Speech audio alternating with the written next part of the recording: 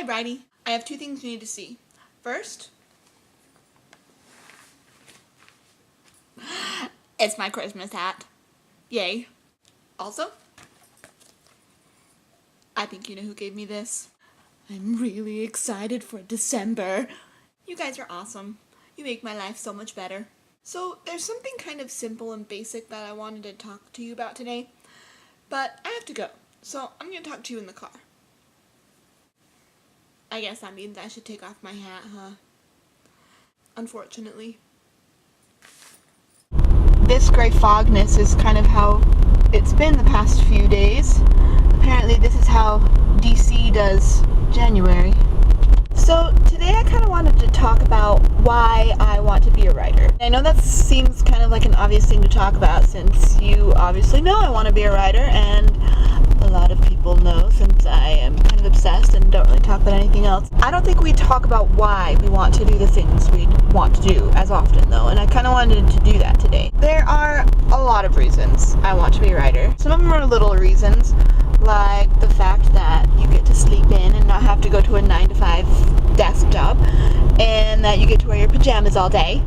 Another major and pretty basic reason I want to be a writer is just that I simply really like doing it. There's not really much else I particularly want to spend my time doing. Besides talking with you guys, of course, whether via video blogs or texting or Facebook or phone calls or real life. The main reason though, and I think the most important, is phrased best by, of course, C.S. Lewis. He said, "We read to know we're not alone." To me, that's kind of like the most important thing you can do with your life, is to make other people feel less alone. Obviously, writing's not the only way you can do that. I think any art does that. I mean, just loving people makes them feel less alone. Maybe that seems a little abstract, but I mean, I guess a concrete example for me is, again, C.S. Lewis. We read Surprised by Joy, and he said, "If I find in myself a desire in which nothing in this world will satisfy, the most probable explanation is that I was made for another world."